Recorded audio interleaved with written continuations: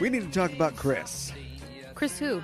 Chris Chibnall? Yeah. Chibi? Jimmy? Actually, if he had a really big head Yeah. and like big eyes and like sparkles, maybe we wouldn't have to talk about him. Yeah, maybe he'd be just a magical chibi.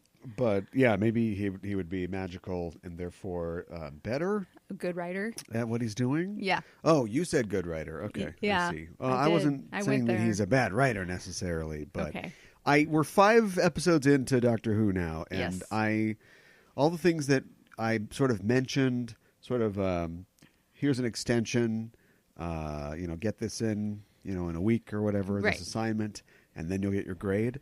The grade is coming into focus now, What is it? and it's not a good grade. What letter grade do you give Doctor Who so far? Oh, you're this going to make me season? give a letter grade? C? C? Yeah, See me after class? as in Chris Chibnall. Okay. I don't know what we're doing, and I don't know where we're going. And boy. All right. How do you talk about this? It Here's seems how. aimless. Yeah. It does seem aimless. And if this was the middle of a run, like the middle of a Tennant run and the middle of Matt Smith's run, Sure. we definitely got to lower places than we're at now in those runs. Very true. But they all started Pretty really high. strong. Yeah. In the way that somebody who comes onto a thing, has been a fan of it, has been a writer for a long time, and has a lot of ideas, comes out and nails it.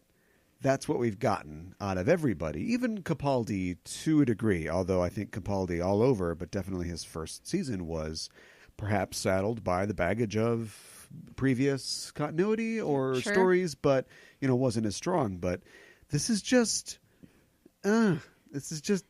Doctor Who. And it saddens me to feel that way because I want to be excited about it. I know. That's what we're talking about. I want to be excited about it. I want to be supportive of Jodie Whittaker. I don't think she's a bad doctor. I am supportive of her. Right. I just don't really.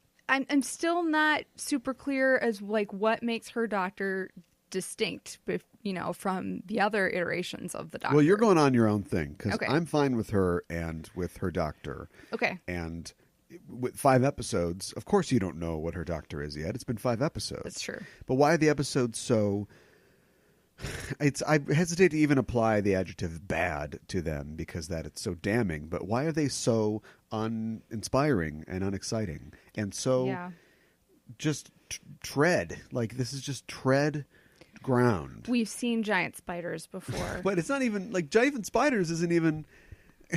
The twist is there's no twist. Like, Right. they're not aliens. Right. It's okay, so they're just spiders. They're just spiders that have been through So radioactive this is something goo. that has nothing to do with aliens. But that Yeah. was always the thing. Like, what if one episode of Star Trek was just a bunch of people in the 20th century talking about politics or something like that? Right. No, it's supposed to be guys got, white on one side of his face, black on the other, and then Right. vice versa. Like, it's a metaphor. That's we're here. Where's the psi in the phi? No, I get where you're coming from. Definitely. And I just feel like the scripts recently have been part of the reason that you say that you don't know Jodie Whittaker's doctor is that I felt like she's got very little to do in these episodes. Like pretty much every script up to this point in the 11th season, if the doctor hadn't been there, nothing would be any different. She interrupts a race between two people who are competing, but also helping each other. Right. And if she hadn't been there, they wouldn't have gone on the side trek that got them in danger that they did. Right. They probably would have just finished the race, or one or the other would have died, or whatever. Nothing really there. Yeah. I'm trying to. Oh, Rosa Parks. If they hadn't, I guess, the space racist. I know. Came back to mess with stuff, so maybe that would have been a problem if they hadn't been there. But otherwise, it's basically just them conspiring to create the situation that already happened, Yeah, which making was sure the history a takes lady place. gets thrown off a bus. Yeah. And they all seem calculated to. There's also this really lame political commentary or sort of parallels, allegory that's there. I mean, they've never done Rosa Parks, American civil rights icon. I think I can't remember if we talked on the show, but tough ground. Yes. Should I you would go there? definitely agree with that. They did And it was respectful, and honestly, went fine. I mean, it wasn't a disaster really. Right. But I question the space races. And then in the spider one, it's like, oh, this guy's Trump. It's like, all right, well, what are you trying to say about that? I don't know. It's just kind of Trump. Nothing really. He shoots the giant he saves mother the day. spider. He saves. Well, he doesn't save anything because if bullets can kill it, then anybody can kill it. Like, why is the doctor there? They get out. They eat some more people. They get out of the hotel. The British Army or the Territorial Army or whatever shows up, kills the spiders. We're good. Right. Like, why is the doctor there? Like, what's the point? I know. And you made a really good point, too. Like, oh, good. I love those. They decided to usher all the spiders to the panic room. And then I miss something in the episode? They have no idea what happens to them. those spiders. I know. Do they just die in the room? I don't know, because that's not clear to me. Like, what happens to them? Yeah. And you're the one who brought that up. And so all the things that we complained about before, where we're like, well, that's coming back. Oh, this kid that she saves from Toothface, he's important. We'll see him again. Right. I've been trained by Doctor Who. I don't think any of that stuff's coming back. No, I don't think so I just think it's just loose ends, and nobody goes up over the script at the end and goes, okay, but what about this? What about this? If we want to, and we know we're all sick of this at this point, thanks to Stephen Moffat, but do we want to let this be a runner that we'll return to? Right. Or do we want to insert something that's part of our meta plot that will, Bad Wolf or whatever, that we're going to come back to? There's been I hesitate to say refreshing lack of that. These are really standalone stories, but yeah, they just seem unconsidered to me. Yeah, they do. And sloppy. And they're definitely, a monster of the week, which is fine. But Vampires in Venice. Yeah, I know. So that's fine. I would like, some follow through story to go through with all the characters, especially, I mean, they made the I guess bold choice to have 3 companion characters. Yeah. And they're not as well defined as I think they would be if it was just like one. And like, I don't know that they've really sat through and thought those characters through as much as they possibly could have. Cause like, well, we're getting a long, slow development with Graham and Ryan. Yeah. With the whole, thing with his grandmother, and we're not magic. I mean, we correctly just foresaw that the Gran. Yes. I can't remember her name now, but the grandmother character would, return, or the actress would return. I think her name was Grace. Grace, yeah, that's what it was. But they're doing the most lazy thing where it's like, I'm so sick of Sherlock killed this for me, but I'm so sick of like characters thinking about a character that is dead.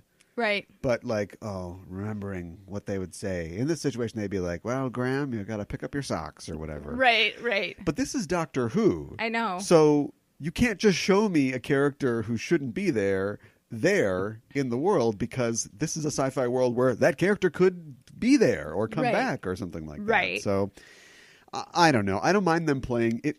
I don't mind the runner, the sort of meta story being something that's more personal. Because maybe they will find a way to bring her back or save her, from death or something like that. Rather than it being like, oh my God, the crack is going to destroy the universe or whatever. Like, that's actually, if that's what they're doing, I think that's cool. But who could know if that's what they're doing or not? Because at this point, all the things that they put out there traditionally to say, hey, pay attention to this, just don't come back. Like, we just don't know. Yeah, and it's a little frustrating for a show that traditionally does do callbacks, like you said, to just not be doing that. Yeah, and I'm happy with Jodie Whittaker's performance. I'm not thrilled about her characterization. After a guy who wears sunglasses and plays a guitar in a tank, you do probably want to pull it back a little bit. But I don't like the fact that she's like, oh, she's kind of pleasant, but a little bit dotty, and it's like, that just seems like science. Give her a pair of glasses and she's any female scientist character in anything. Right. And we made the Mrs. Frizzle joke, like everybody did a year ago or whatever, and she just seems like Mrs. Frizzle to me. That's Mrs. Frizzle. Yeah.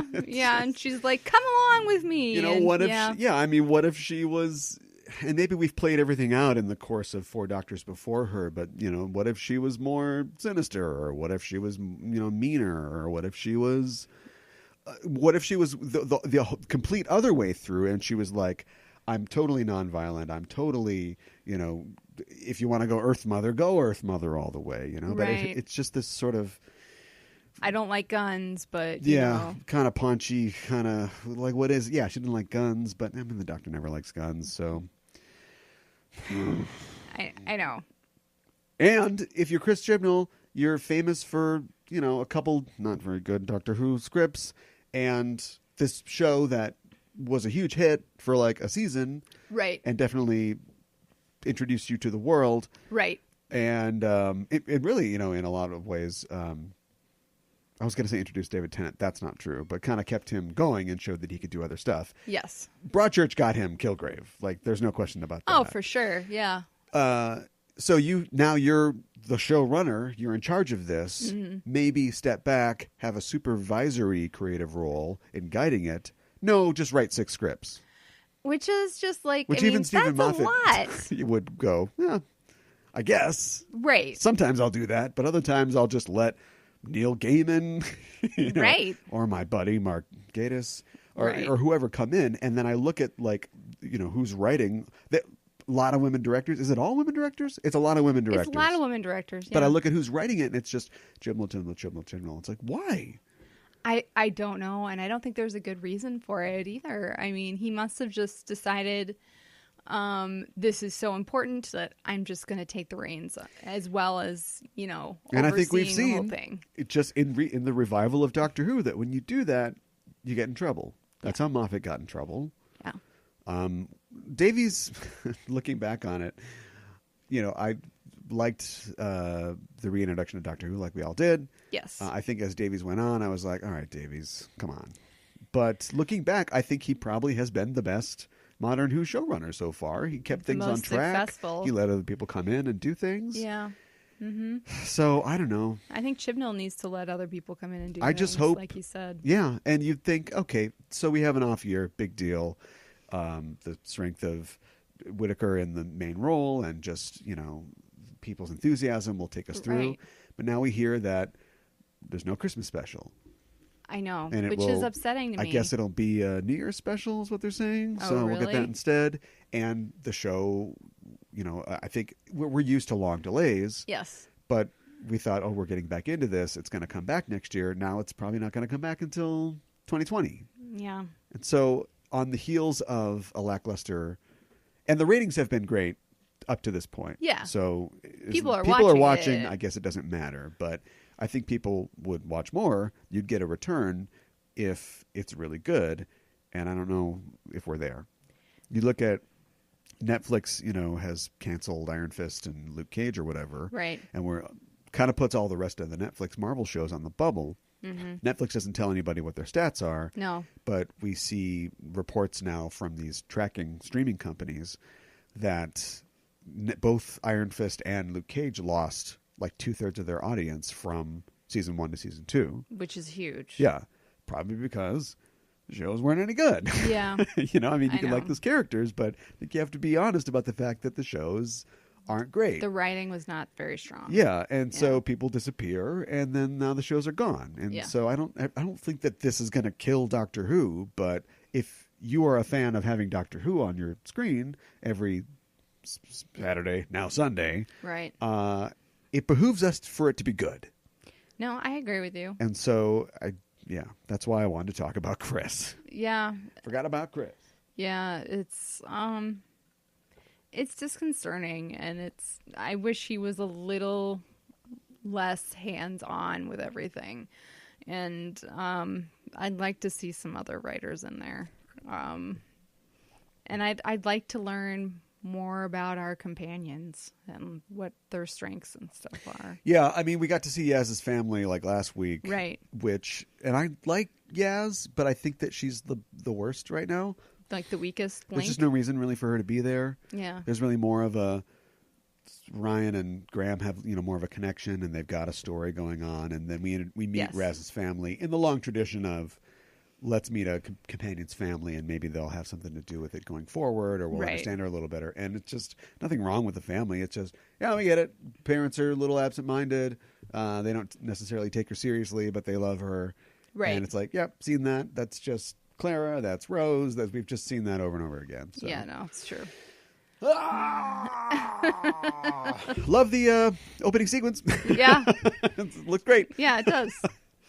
So Yeah, anyway, positive somewhat, maybe right? we'll just keep checking in Okay. as the weeks go on until New Year's, I guess. But we'll just keep checking in with Doctor Who. All right, sounds good. Fingers crossed. Yeah, I'm hoping. Here's hoping it gets better. Here's hoping.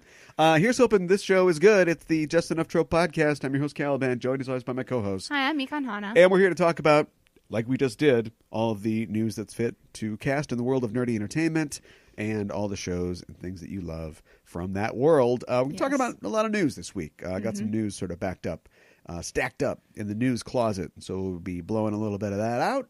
And that'll be pretty much the entire show. But we do have a feature for the end of the show. We're talking about a comic that I've been reintroduced to recently, and so I wanted to have us take a little dive into it, especially because it's becoming a little more important because these characters are appearing on the Titans show on DC Universe, and I can't remember if it's true or not. Maybe I'll look it up while we're talking about something else, but they might be getting their own show. I believe they are. Supposedly February 2019. There you go. And so those That's what I characters heard. that we're talking about are the Doom Patrol. Yes. And we'll be talking about them. We'll be talking about mostly their Silver Age adventures, and talking about the Silver Age in general and the crucible of ideas that it was that led to this world of entertainment we're experiencing now. Sure. Deep, man. Yeah. How's it going? It's going well, Cal. Still hasn't snowed yet, so pretty good as far as that goes. Yeah. I know it's coming though, so got to get ready. Got to winterize everything. So For now. Someday in the future we won't. Yeah. Oh, you think? Winterizing will be staying alive boy. in the crushing heat of our new world. Help us out with that, Doctor Who. Yeah. Oh boy. Climate control, or not control. Climate change. Wow. Yeah, the control is the problem. Yeah, I know. Yeah. So let's just get right to it and do the news. Do you like bunnies? I do like bunnies. Do you like rabbits? I like rabbits. Do you like the Easter? What were the ads? The Cadbury ads where the bunny's like, It's like a chicken? Yeah. Yeah, that's great. What's going on with that? I don't know, because He's an Easter supposedly bunny. it's the Easter bunny is laying these chocolate eggs. Yes. Supposedly. Yes. So yeah, somehow. Well, the good news, I guess, is that Watership Down, which is getting a animated 4-episode, whatever you want to call them, installment animated series on Netflix, is really padding out its cast at this point. Okay. Watership Down need to do anything with that? I'm not really familiar with Watership Down. Really? Okay. Yeah. It's a book by Richard Adams from the late 60s, early 70s, I believe. Okay. It's all about rabbits. You really don't know? No. Okay, well, that's I really fine. don't know. No shame. I've heard of it. Yes, it's a very thick book. Sure. And it's basically about the lives of these rabbits. They are rabbits, but it is kind of... And it's a little bit of metaphor, but it's basically just like taking like this society, this civilization of rabbits, and telling their story like it's, like a James Michener book or something like that. It's the trials and travails of these rabbits. Sure. And they talk. Okay. But it's not like a human's like, oh my God, a talking rabbit. Like they talk like to each other. But yeah, Right. it's sort of their story. Okay. And it is not happy. Okay. It's not happy. Well, I mean, it's called Watership Down, so. Well, a down is just like a feature, a geological feature. Yeah. Okay. But anyway, they don't like build a watership and then it goes down. That's what I We're was going down. picturing. But there was an animated version of it like a while ago. Okay. Also maybe in the late 70s. Right. And so, yeah, it's one of those things where it's like, oh, bunnies, I'm a kid. And you read it and you're like, oh, God, no. Oh my gosh, this is terrifying. But All yeah, right. there's a lot of stars in the cast. John Boyega, James McAvoy, Nicholas Hoult, Ben Kingsley, Gemma Arterton, Olivia Colman, because she's in everything. And Peter Capaldi has recently joined the cast. Okay. That sounds pretty good. A lot of people. Weird part. Sam Smith is doing the theme song. Sam Smith, who did like the Bond theme song? Yes. Okay. Yes. That is a strange turn. Yeah. All right. Good luck to him with that. I'm sure he'll make it epic, but yeah. This watership's going down. I know. I'm just picturing it in the style of a Bond theme. Rabbit just kind of hops across the thing. The gun's following it. What's going on with that gun? The gun in Bond? Why can you see through? Because it's you think. I bet you think right now that it's a gun sight. Yeah, but it's not. This is a BOV, a bullet point. Well, you need a P, I guess. A BPOV. Yeah, it's the bullet's point of view. Oh, that's because that's why there's rifling inside the barrel. Right. Then he shoots you or whatever it is, right. and blood comes down. I know. Did the guy's blood get inside of the barrel of the gun? Oh my God, it sounds incredibly through complicated. the mechanism, through the into the chamber. Yeah. And now this bullet's covered in blood. Yeah. This bullet didn't ask for this. He just wanted to kill 007. Right. It's awfully complicated. Yeah, anyway. An animation has nothing to do with rabbits. No. But anyway, yeah, we'll probably do a review of that show when it comes out. All right. Guess what? What? You're J.J. Abrams, right? Mm-hmm. You have a lot of money. I sure do. How much talent do you have? It's a mystery. Yes, I would you agree have with that. One trick. Lens flares. Oh, you got two tricks. Yeah. Shooting in that anamorphic.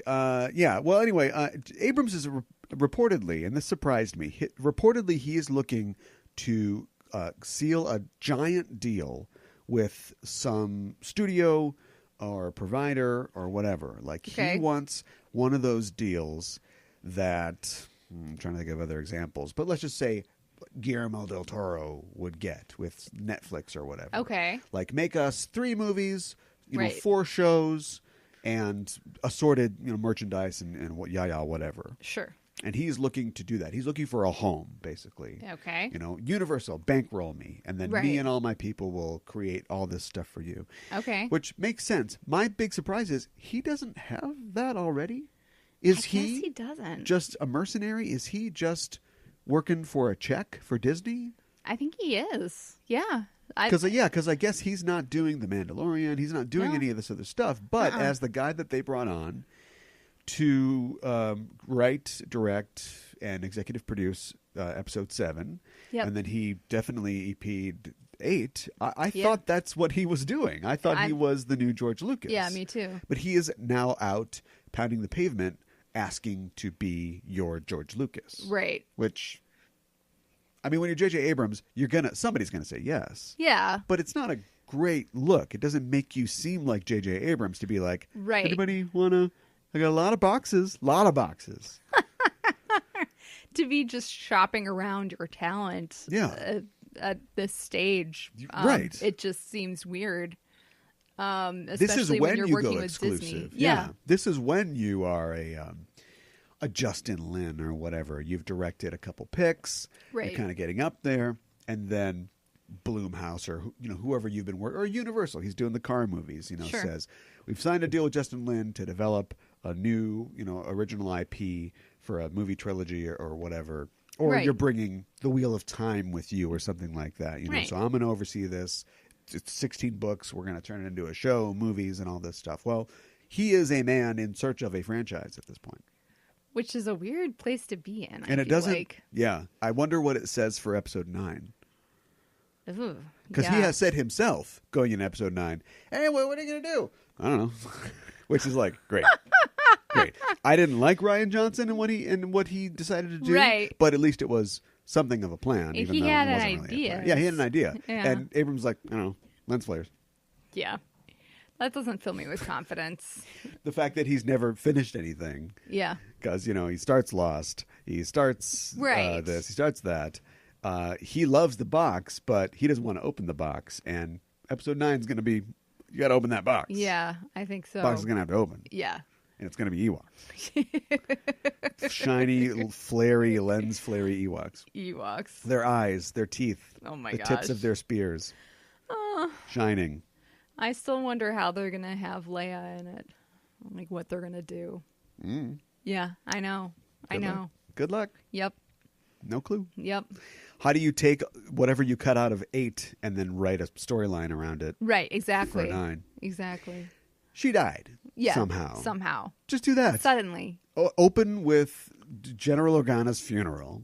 You know what I mean? Big statue of her. Everybody's lined up, giving chewing the metal or whatever, like that scene. And they're like, what do we do now? We feel a lot. There's 12 of us in the in the resistance or whatever. Right. We just had to bury Leia, died of natural causes or grief because, she learns that her brother has died or whatever. You just move on from there. Well, and I kind of blame them too. Like, why did they have to kill Luke off? If they could have had Luke in episode 9. Ask Ryan Johnson. I know. Ask Ryan Johnson. I know. Well, we talked last week about George Miller's new project. It's called 3,000 Years of Longing. Yes. Nobody really knows what it about. is. No. But it is coming into shape now, or it's coming into focus. It's going to star Idris Elba and Tilda Swinton. Okay, I like the cast. He has it's there. I think they're still working out, who's going to distribute it. I don't think it has a deal just yet. Okay. And we also know that it's going to be very epic in scope, and it involves a genie somehow. Oh boy. It's going to be a fantasy romance. Okay.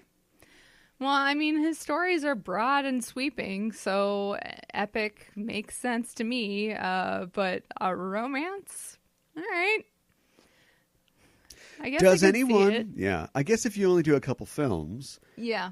then, if they're not just sequels of each other, it's going to be eclectic. But does he have the most eclectic oeuvre of any he's a blockbuster director, of any director at his level?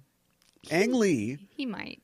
was real big for a Ang while, Lee and has some of his movies have done very well. Yeah. But it's almost like he's just filling out a bingo card where he's trying to hit everything. Yeah. Yeah. Uh-huh. But yeah, George Miller has done animation. He's done talking animals. He's done diesel car movies, and now he wants to make a fantasy romance. Yeah. Sounds like he's kind of going for a bingo card himself. I guess so. Yeah. I don't know. I think it could be good. I want to see a documentary about his life. I think that would be interesting. Because as a guy who has not made a lot of films, he's been doing other stuff. Yeah. Right? I mean, I think so. Yeah. So I want to know what he's been up to. I want to hear about, because he was an ambulance driver or something like that, Oh, wow. Yeah. That's where, in the original Mad Max, that's kind of where he got the idea from, because he'd be a guy that would go out and scrape people off the road, after like wrecks and stuff like that. And so he was like, there's a story here. What if there was a cop? Right. And you have those scenes that are in the hospital, in Mad Max. And so Right. that's kind of where he got all that from. Okay. Well, I guess that makes sense. Happy Feet? I don't know. Bohemian Rhapsody is out this weekend. It is. And it's done pretty good. Okay. It's made about $50 million All right. domestically. Yeah, that's not bad. Yes. That Although it opened on 4,000 screens. doesn't seem like a lot for some reason. That's a lot. Is that a lot? Yeah. Oh. Like Star Wars opened on like 4,000 screens. Oh, okay. That's a huge amount of screens. Okay. Never mind. All right. Well, I think they were definitely being optimistic about this film, and they had high hopes for it, I think. Rami Malek, he, from what I've seen, has done a pretty good job portraying, oh my gosh, I'm blanking on his name. Freddie Mercury. Freddie Mercury? Yeah. Wow.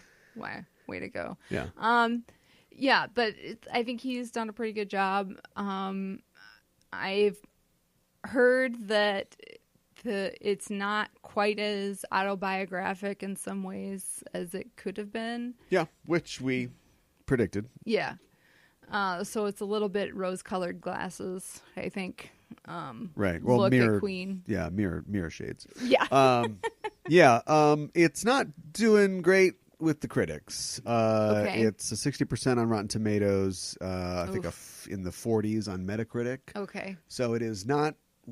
It's not a critical hit, but it's an A cinema score. Okay. So this is one of those situations where a bad movie, quote unquote, like Venom, gets Venom gets savaged by critics, and then audiences are like, "Talk about it. This movie's awesome. It's on." Yeah, and we're like, audiences, they don't know what they're talking about, right? And then Bohemian Rhapsody, people love it also, and the critics don't seem to like it, and I guarantee people will be like, what's wrong with criticism these days? Critics are too far up their own asses. Right.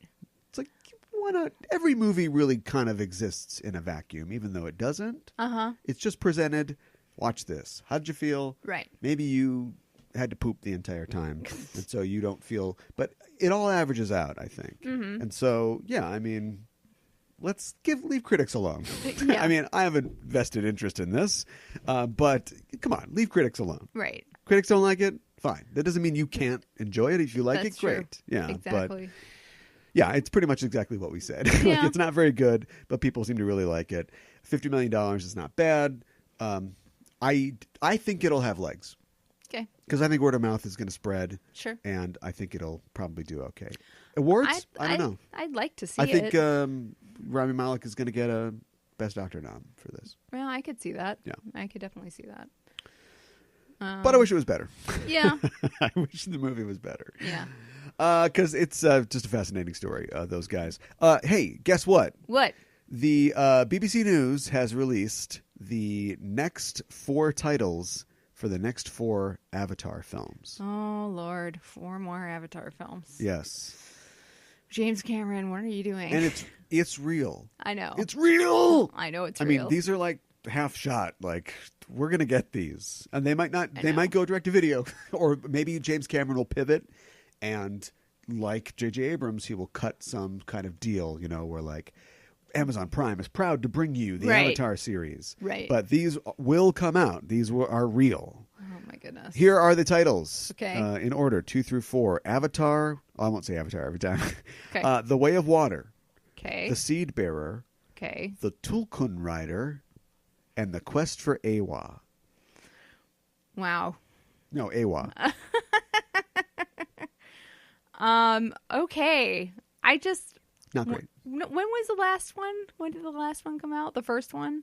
2000 and blah. Yeah. Yeah. It's been a while, though. Yeah. 13? Earlier. It's been a while.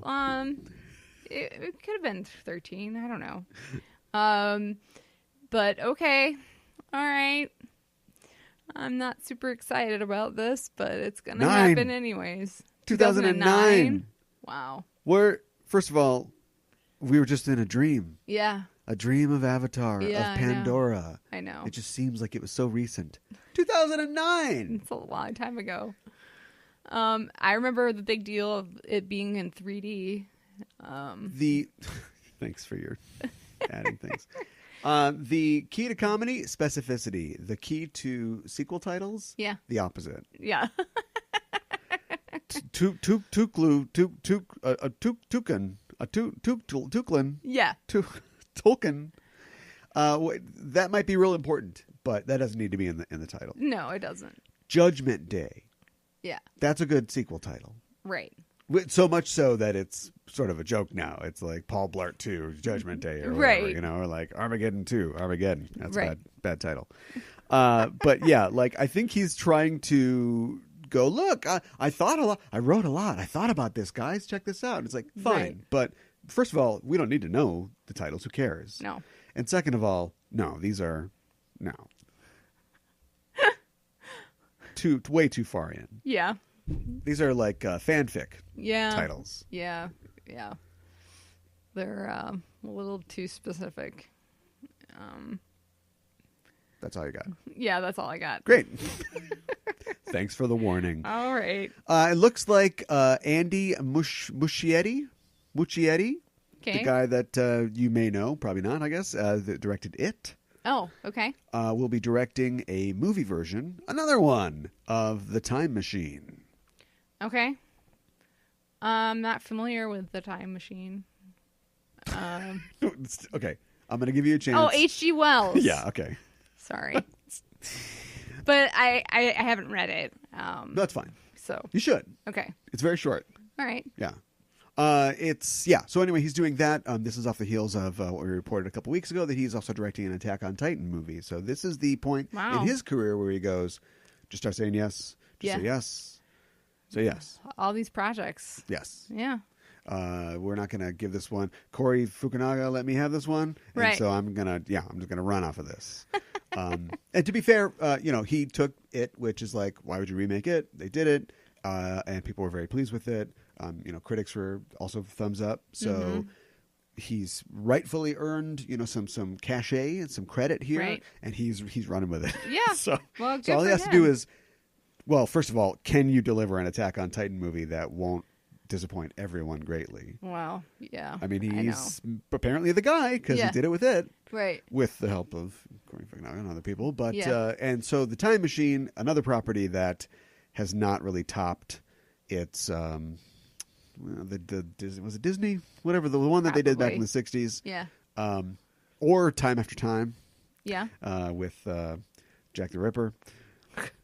Wow. But the Guy Pearce one, not good. No. So we'll see. Okay. All right. Well, good luck to him. Sounds like he's got his work cut out for him. Okay. I've got my work cut out for me finding a story that you can comment on. Oh. So what about this? It looks like Ewan McGregor will be joining the Birds of Prey film as the villain Black Mask. Okay. I mean, I like Ewan McGregor a lot, so why have a male villain though? Like, if you want to go because ladies are doing it for themselves. Right. And what they're doing is taking down the patriarchy. Okay. But that wears a mask. All right. But why not have a female villain? Catwoman. Oh. That's why. I guess that's all you got to work with. You're a crazy cat lady who loves playing basketball. And who are you fighting? You're fighting the CEO of a cosmetics company. Oh my gosh. So you want that? No. That's some gem shit right there, no, right? I don't want maybe that. let's do this. Okay. Problem is that I like Black Mask, but I like him more as a concept than how he's ever been written. Like, I don't think he's written all that well. He's basically the perfect Batman villain in that he is the merger of, I don't know, Two-Face gets all crazy with his big pennies or whatever, and I know that's a penny plunderer, but he's the perfect merger of just real enough. He's the kind of villain that if they had done a fourth Nolan movie, you could see it being him. Okay, sure. He's like a crime boss, but he also wears a mask for some reason. Sure. I think at some point his face gets effed up, so he wears a mask. Okay. And so it's like, that's kind of, why would you do that? But also he doesn't have lasers or giant acid spitting flowers. Like, he's a believable villain with an extra touch of unbelievability. So why, I wish they weren't wasting him on a Birds of Prey. It's not wasting though. But if you're Birds of Prey and you got a giant hammer and you're hitting people over the head, and you should have a more fantastical villain. You know? Who that is, I don't know. Right. Orca. And then also, I'm kind of sick of Ewan McGregor.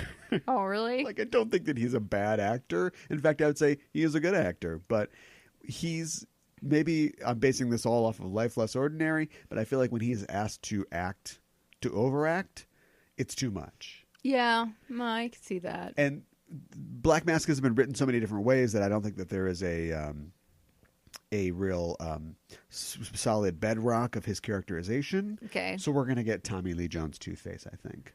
He's going to go, oh, it's a comic book movie, right? So he's like, I'm Black Mask. Rah, rah, right. Rah. Right. It's going to be nuts and, It's not great.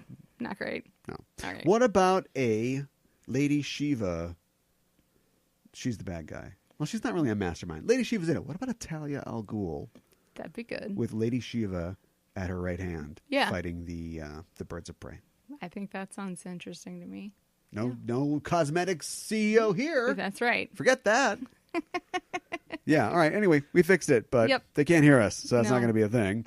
No. It looks like the Game of Thrones prequel is off and running. Okay. Did we talk about how... No, I guess we didn't. So I'm announcing this now. Naomi Watts has been cast.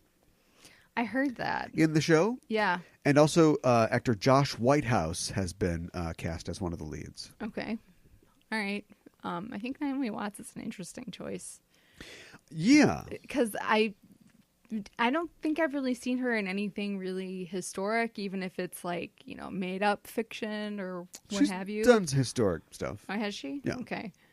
The Mosquito Coast. Nope, that's Harrison Ford. What's the one where she's with Edward Norton and they're... Oh boy, I have So no it's idea. a sort of crinoline era type thing. I don't know. Okay. Well, anyway. Okay. She never worn fur. That's what you're saying. Tank Girls done Future. Yeah, I suppose. Yeah, kind of.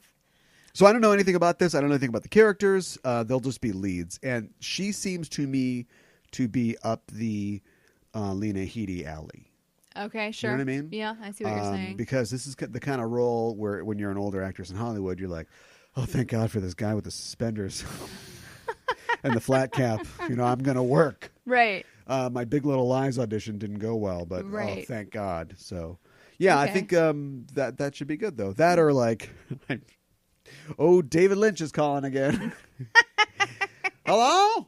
Oh my gosh. Naomi, is that you? I know. He can hear fine in real life. I forgot to mention before we left the Birds of Prey area, director Kathy Yan has confirmed that the movie will be R-rated. Oh, okay. Also, I think a bad idea.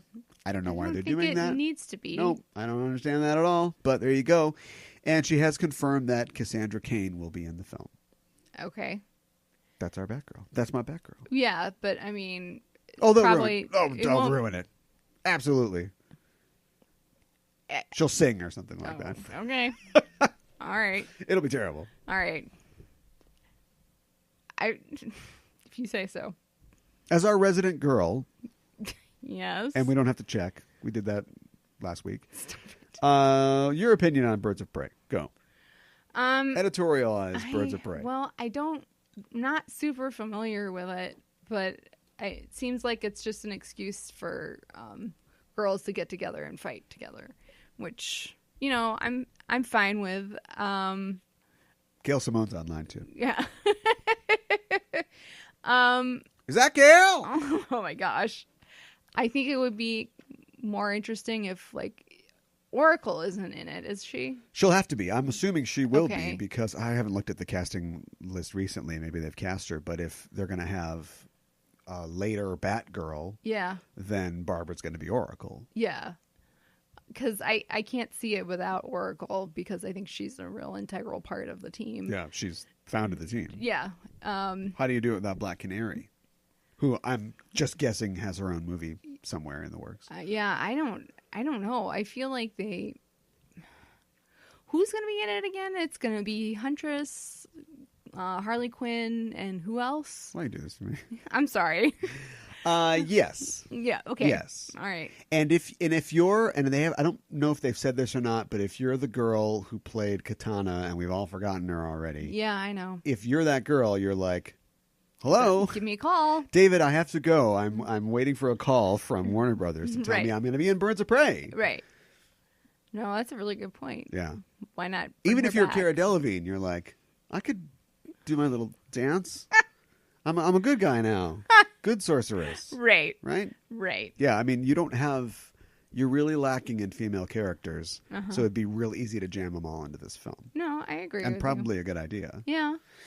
Okay, well, anyway, I think they're going to run into the problem that you always have, which is multiple competing projects, and it's not really a rights thing. It's more of a, how do we have this person and that, and they've solved the problem. You have a guy who's the same height as Ben Affleck put on a Batman costume. you're right. Batman's in your movie. I don't know why they can't do this with other things. Yeah.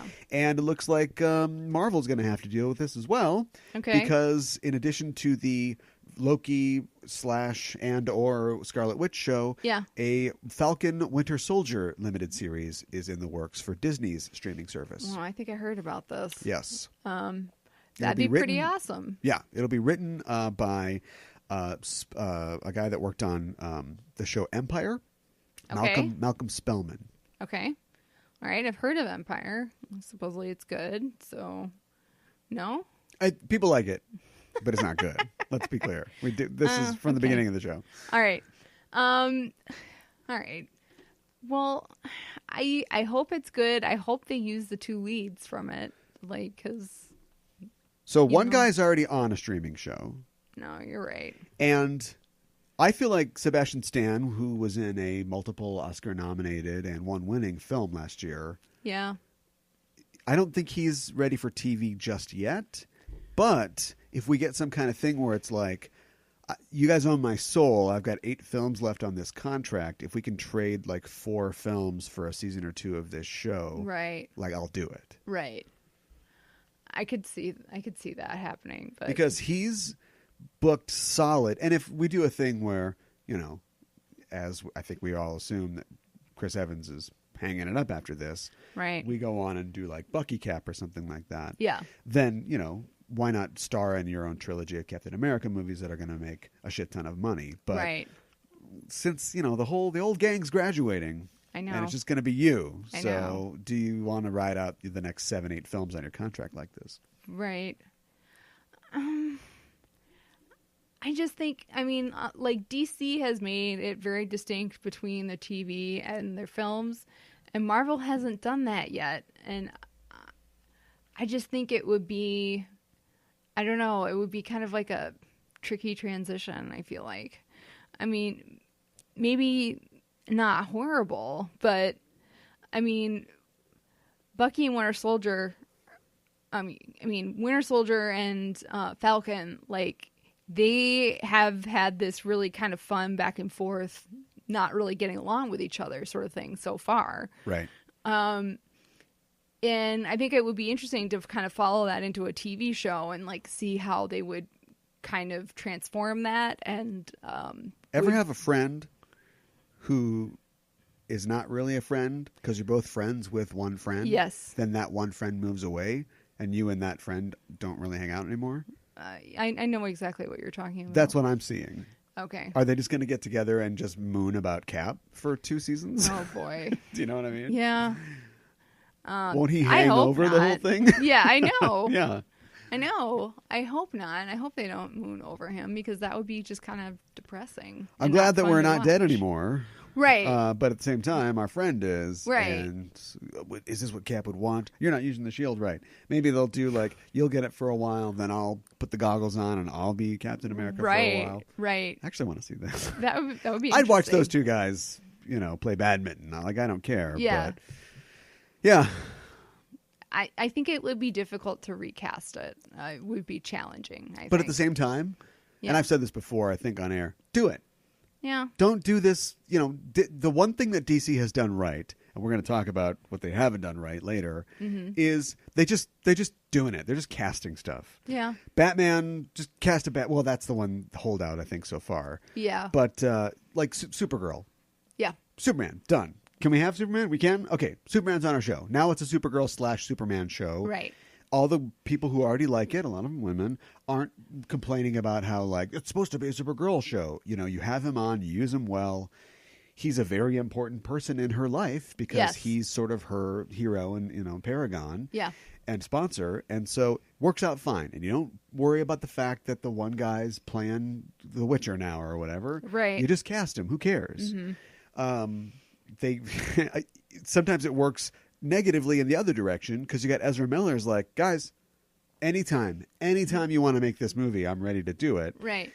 And in the meantime, Grant Gustin is still tearing it up as the Flash on TV. Like, he is the Flash to people. Yes. So, that's a problem, but just do it. Yeah.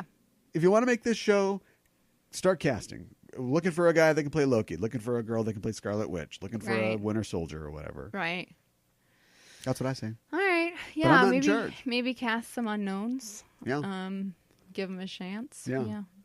And where are we at vis-a-vis Jeff Loeb on this? Is Jeff Loeb in charge of these? I don't know. That's a good question. Because I was just thinking, the big question that this opens up is, what is this going to look like? Like, if you're Netflix and you're doing 50% basically... I read this really weird article about Netflix's culture, which is not great. But oh boy. basically they like 50%. So they want to do 50% original content on their service, and I'd say probably 50% of that, so a quarter of their content is stuff that they just buy. So you've made a show, and you need distribution. It's probably a foreign show, and we bought it, right. and 50% or 25%.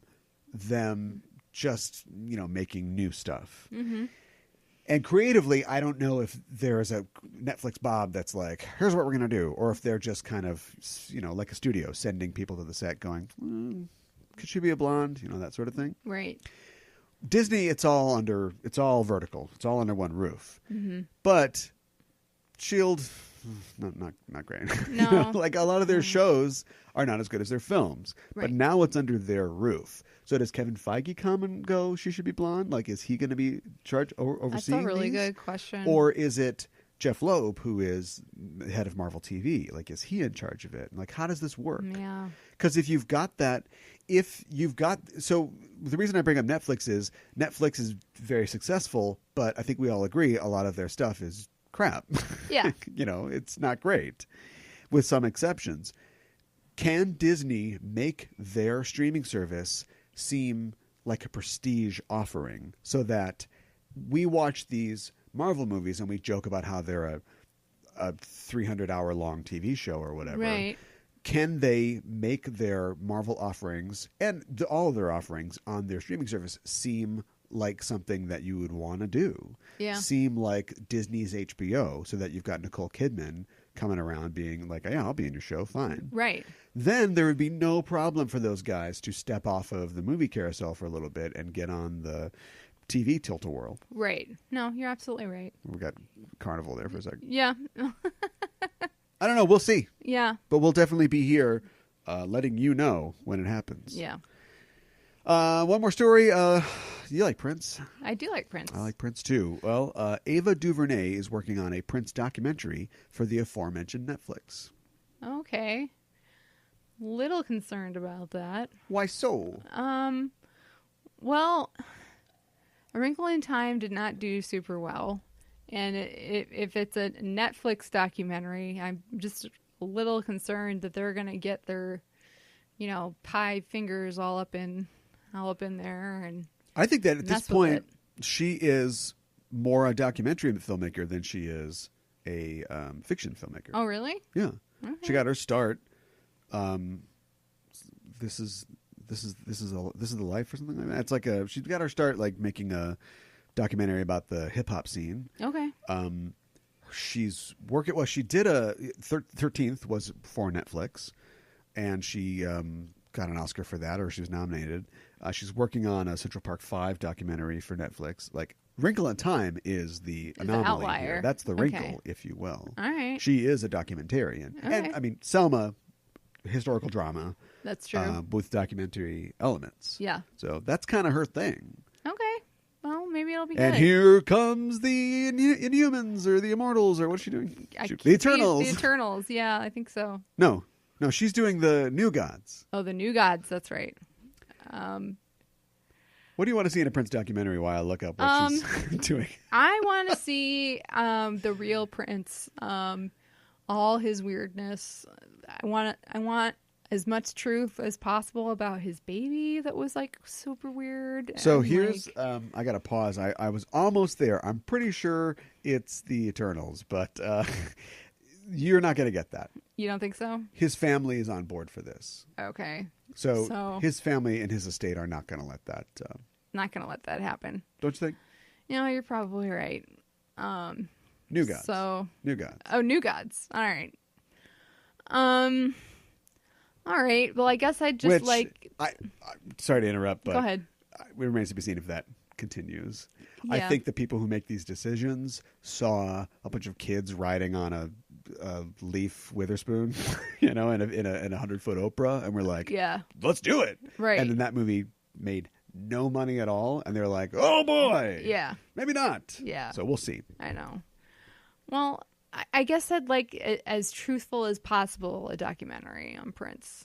Like, I want to know the real story as much as possible. You want okay, that's good. Yeah. I think it'll be slick. Mm-hmm.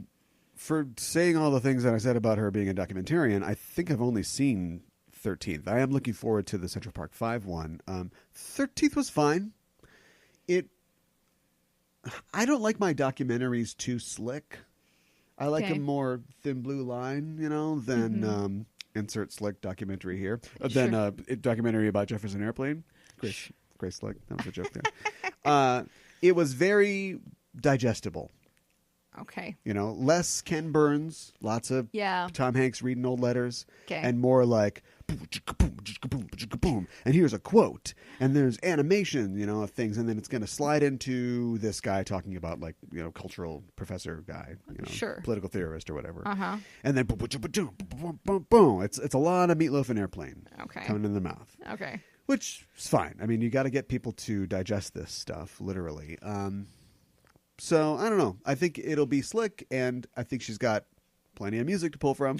Plenty of clips. Does. Yeah. But I want the Legs McNeil oral history one. I want him to go talk to Wendy Melvin and talk to Lisa, and because a lot of these people are around still. Do you know what I mean? No, that's very talk true. to this guy did First Avenue is still alive. Can't remember. Anyway, I can't remember. Talk to those people. Talk to the people in the scene. And the time, the scene and the time. Oh my gosh. Talk to all these people, and get us the oral history. And then, be like, Jehovah's Witness was a little weird. Have a little 5-minute segment where you talk about Jehovah's Witness are some people that, right. He was into that for a long time. But because if you did like a Dylan documentary, you're not going to skip Slow Train Coming. No, you're going to do all that stuff. Yeah, exactly. I don't think we're going to get that. Okay.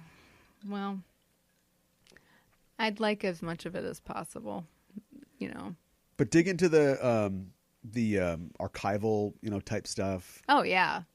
Like his archival music and stuff. Yeah. No, but I mean, interviews and stuff like that. Because you could just go, hey, Morris Day, I'm sure he'll have plenty to say about this. And at this point, now that he's gone, the axes are all buried, and so it'll be just generally positive anyway. You're right. Don't you think? Yeah, I think so. But then again, a lot of people are not around anymore to say things. No, you're right. So we've lost Vanity a couple of years ago, and yeah, I remember that. So just get what you can. Yeah. Yeah. Well, I think that sounds good. I'll watch it. Great. Favorite Prince song? How do we get out of this? Probably Purple Rain. Hard to pick. It is hard to pick. You're gonna go Purple Rain. I am. I'm gonna it makes go. me cry. Yeah. Well, that's my favorite song. Makes me cry all the time. That's why I Will Always Love You. Dolly Parton, not Whitney Houston. No, I don't know. It changes daily. Okay. For me, let's go MPG on this one. No, I'm just kidding. Get Off. Right? Okay. I'm always singing that. Yeah, sure. Get Off. Yeah, you are. And you'll hear it right now.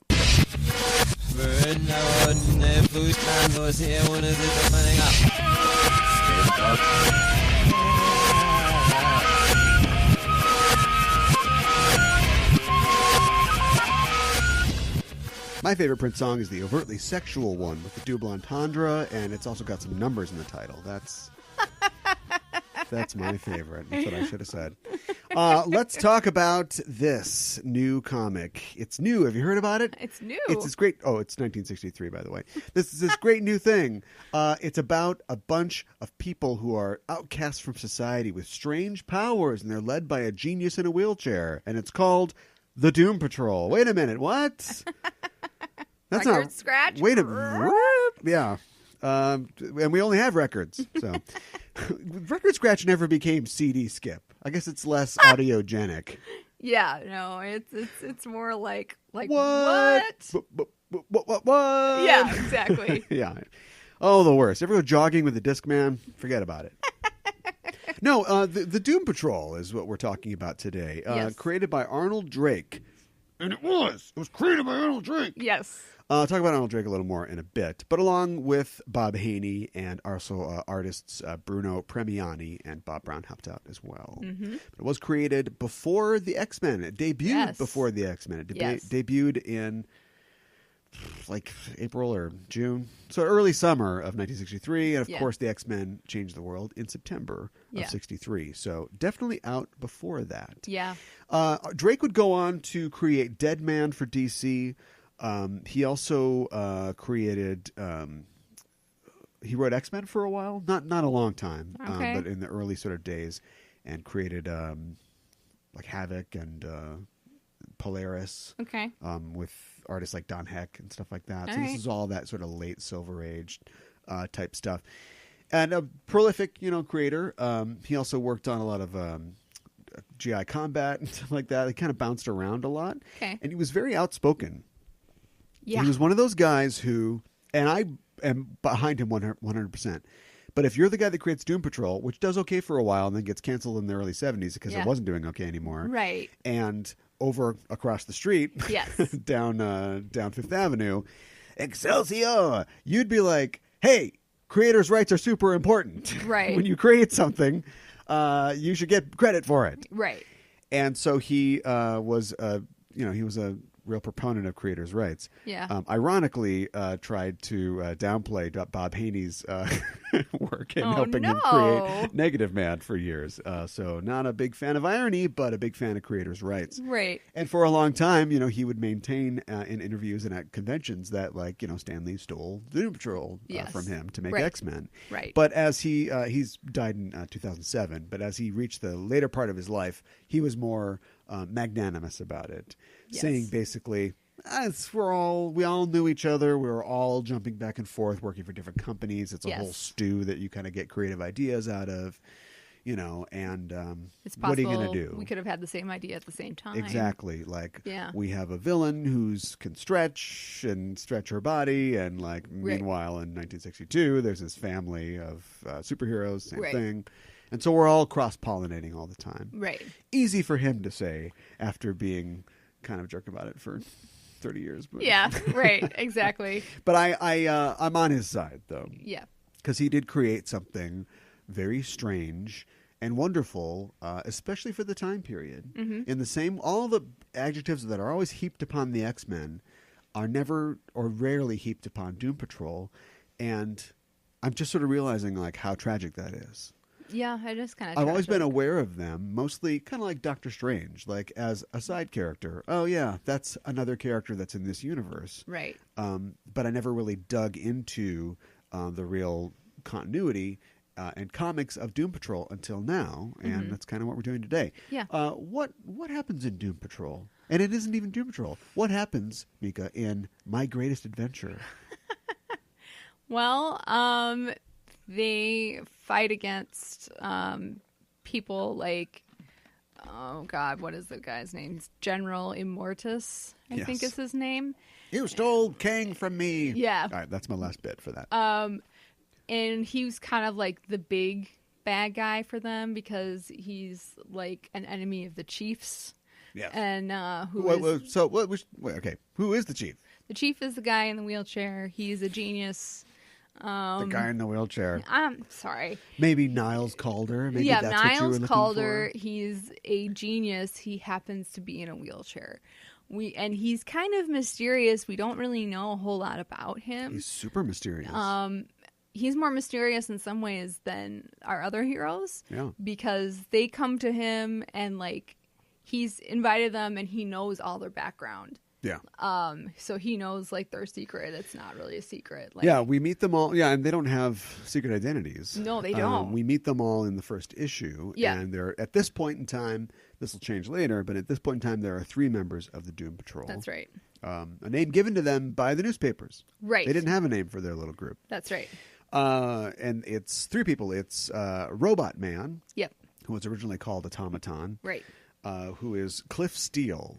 Right. He's a daredevil race car driver and basically raconteur who's in a fatal accident or near fatal accident. His body is destroyed And his brain is still alive, though. Yes. And I like how when you see in the hospital, like the doctors are like, his brain is fine, but his body is destroyed.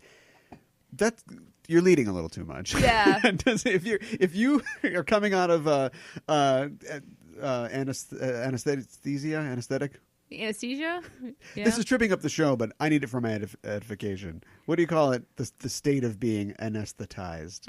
You're coming out of anesthesia. Yeah. And you hear your doctor say, well, his brain is fine, but his body is like, you're not immediately like, well, roll that robot body in here. No, you're not. But anyway, and so he's placed into a robot body. Mm-hmm. And what I love about this is that he goes back to his life. Do you know what I mean? Yeah. Normally you would have, in the Silver Age, you'd have a lot of either like first issue origin, that makes sense, or you'd have a hero already fully formed, and then we see how they become that. Right. Whereas the new thing now is the Titan show. We meet Dick Grayson. Right. He used to be Robin. Now he's a detective. Right. But he's going to meet this lady who, is an alien but lost her memory or whatever, right. or this little girl who's got goop coming out of her. Hey. And we are seeing the formation of why blow a whole season without doing an origin story? Right. This is like, forget that. Here's your origins, and let's just get to work. Right. Exactly. Because we got little 8-year-olds here who just can't follow all this stuff. But anyway, I like the fact that like this happens to him, and this mysterious person operates on him. Spoiler, we learn later it's the chief. The chief does it. Exactly. He's like, that's why I thought he was so short. Because he was in a wheelchair. they let my bed down. Yeah, I know. To his level. But he goes back to like his job. Like he never asks any questions. Like the doctor just goes, well, I guess you're fine. And then he goes back and he's like, I'm going to extreme ski. But people are like, I don't want to extreme ski against a robot. Right. What? I know. They were racist against a robot. Yeah. Machinist? That's Kristen Bale. And so that's Cliff Steele. Fortuitous name that he's got, although I'd argue that it's probably a performing name. Probably. And that's a pretty macho badass name to have even before your body is replaced with that of a robot. Yeah. Yeah. And I'd argue that he says several times that his body's made out of titanium. So, right. I mean, if he was Cliff Titanium, that'd be really on the nose. Or the robot prosthesis. Right. That can sense smell. So what's Cliff like? Cliff is pretty no nonsense, and he's like, well, my brain is insulated, so if I carry this electric shock, it should be fine. Yeah. He puts himself in compromising positions quite a bit. It's the Wolverine thing. Yeah. He's got the body that can be replaced, and so therefore he's always getting broken. Right. And there's one adventure they go on, and Elastigirl is like, don't get too close to it. You are going to like melt. And he's like, it's okay. And his face is like half melting off. And he's like, the chief can fix me later. There's a story later on once. So they debuted in My Greatest Adventure 80. Right. At that time, it was just a serial book. A lot of books were like this throughout the history of comics, where they would just run stories and then something would hit. And people would want more, and it would just become that. So, like Detective Comics, for instance, is just detective stories, also superhero crime fighter stories, and then this Batman guy comes along. Right. Or Action Comics #1. There you go. So anyway, after, I think with issue 86, it became the Doom Patrol. Yeah. And so you got that sort of thing happening. Later on in a story, somewhere farther down the line, I don't think we read it for this, I can't remember.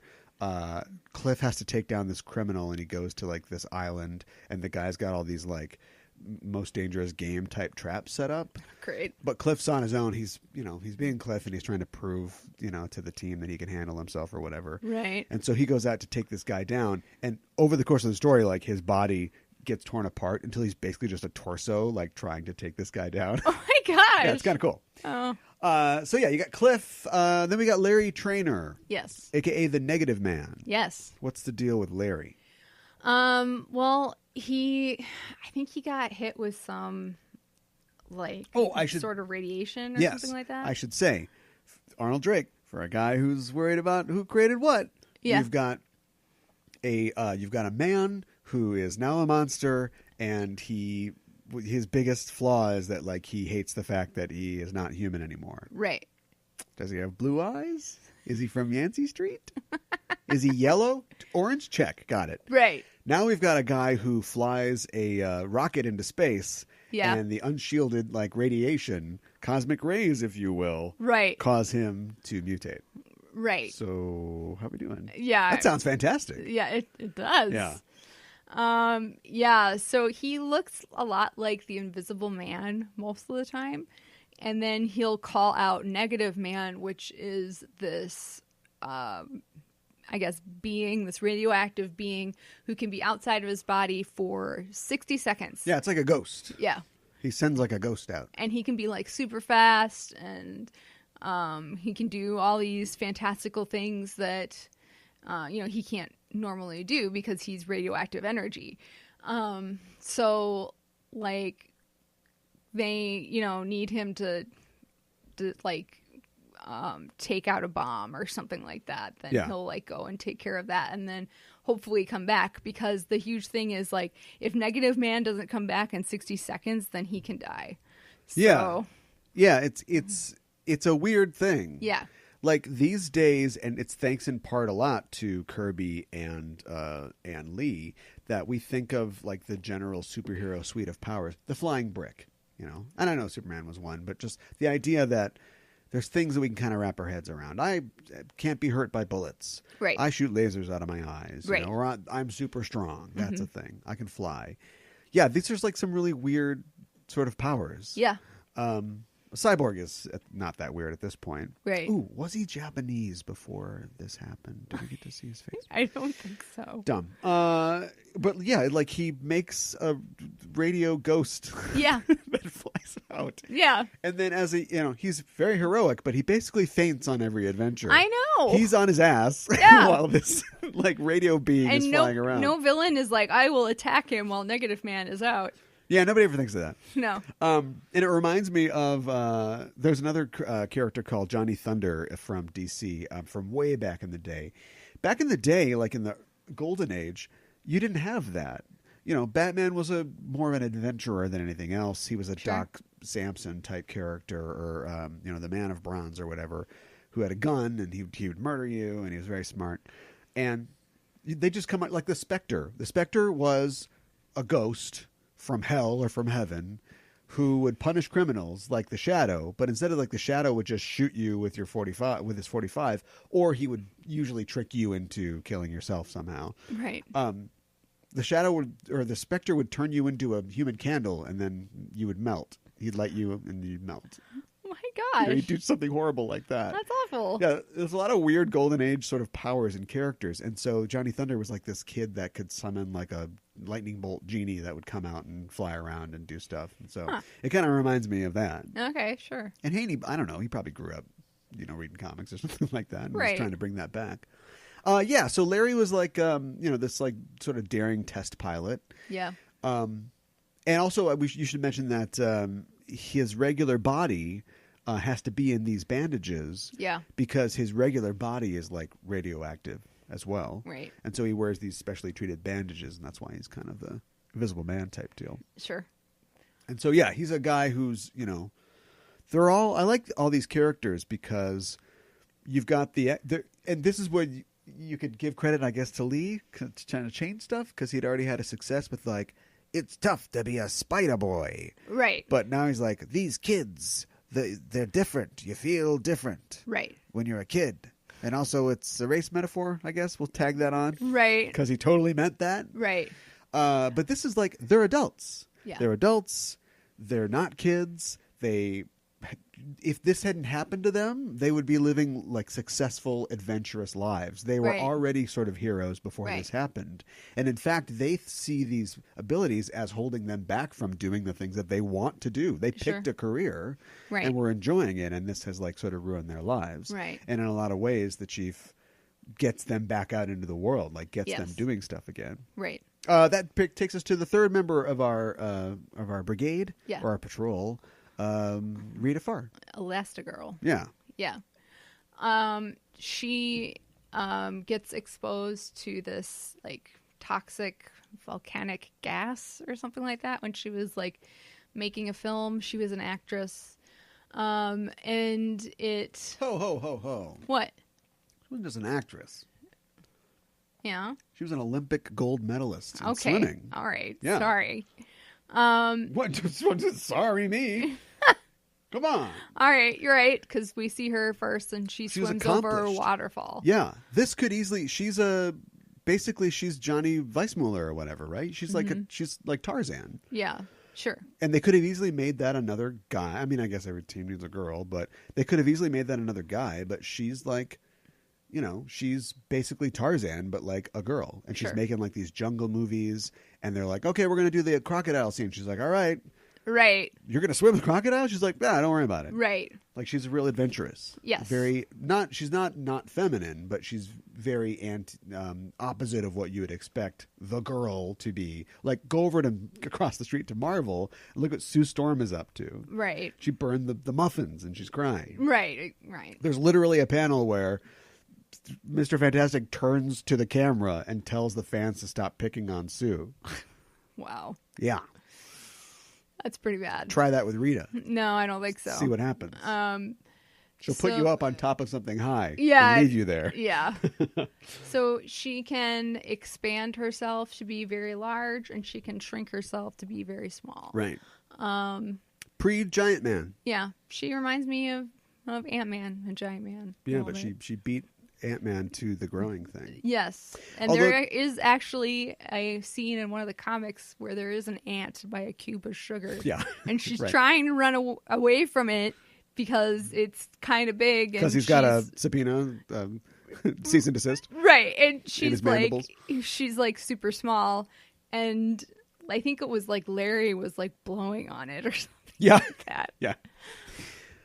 Yeah, so she's got daring do, and she had to give up, or she felt she had. Nobody told her to, but she felt she had to give up her career as an actress. Yeah, she felt kind of like Felt like a freak. Yeah, Yeah. they all do.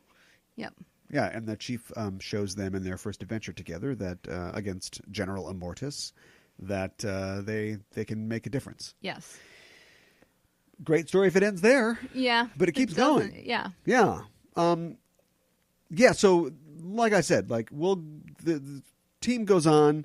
I think it's in like 72 or 3. The book is and this happened to the X-Men too. The book kind of wanes in popularity. Yeah. And they kill the characters. They kill the team off. Yeah. I read They that. die heroically, Mm-hmm. but they sacrifice themselves, and then they bring them back in the 80s. And I can't remember the guy's name who brings them back, but it doesn't matter. Okay. But when he brought him back, he wanted to respect the original Drake stories. I think it was Paul Kupperberg. That's the guy. Yeah. He wanted to respect those stories, and so he left him dead. Yes. And at least for then. Yeah. And introduced a new character, I think called Cypher, who was like the chief's wife that we didn't know about. Yes. Yeah. Yeah. And they introduce a bunch more characters, and that does okay. And then eventually Grant Morrison takes over, and Grant Morrison's it. Yes. All the way up to the top and Yep. all the way down to the bottom. Yep. And this is interesting because it's really one of the first Vertigo books. I think at the time that he was doing them, there was no Vertigo imprint. It hadn't started up yet. Okay. But he was already Grant Morrisoning it. Yeah, of course. So as soon as Vertigo did get up and running, they slapped the Vertigo thing on the book. Okay. And it was more adult, It featured, profanity and that sort of stuff. Right. But it was he added a whole new list of characters. He added Danny the Street. That is a sentient street. I think yeah. Yep. And Crazy Jane. He brought Larry back as the Negative Man Okay. for a little while, and then forgot to mention that there was a Negative Woman for a while. So they find Yes. out that the Negative Spirit is actually its own entity, like it is a thing that possessed Larry, Okay. and now it possesses somebody else, and so we've got Negative Woman. Okay. And so for a while, Larry comes back, but then he ends up merging with another character, a female character, and they become like this sort of androgynous, sort of intersex character that Okay. is then possessed by the spirit, and it's called Rebus. And Rebus is like a Interesting. mythological like idea of like a male/female type thing. Okay. They had a transgender character, which is I think All right. pretty much like one of the first transgender characters in comics. Cliff got a brand new body. He did survive everybody dying because He's Cliff. Yeah, because he's Cliff. And he got a new body made by Dr. Magnus. And so they went on. And a lot of people, I have not read all of those. I read a couple of them, but a lot of people consider that to be, the prime Doom Patrol. I, with my love of Silver Age stuff, I think this is the prime Doom Patrol. Yeah. I love this series. Yeah. It's great. I haven't read the Gerard Way stuff. Sure. It's probably fine. Mm-hmm. Not great. Not great? But fine. Okay. But anyway, I love this stuff because it's true that older comics can be cheesy and they can talk down to you. Yeah, yeah. And I don't think this does. Mm-hmm. It's got that perfect blend of, we have crazy powers, but this is all based in science. And a lot of times you'll have characters who like, ooh, I'm the supernatural so-and-so.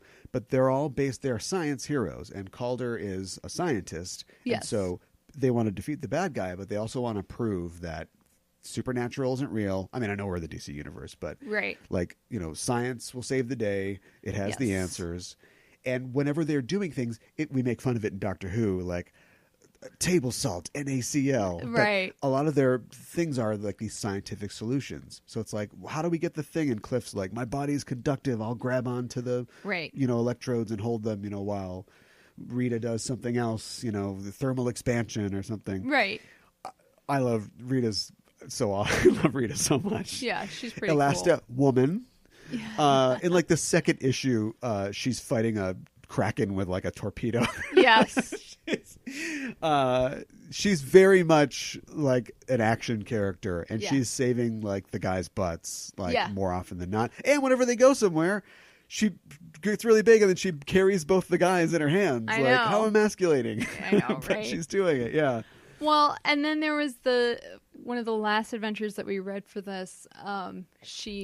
The chief encourages her to go back to doing acting and to do this one role. But she doesn't really want to. And no, she doesn't want to do it. And the guys are like, well, if she doesn't want to do it, she shouldn't do it. And he was like, well, but this could help Doom Patrol if she does it. Yeah. And so then she kind of acquiesced and was like, well, all what right, she I'll doesn't do know it. is that he has set up this entire Hollywood production, apparently. Yes. So they can draw this person out. Yeah. So they can go into the center of the earth and get rid of these monsters that are down there that are radioactive.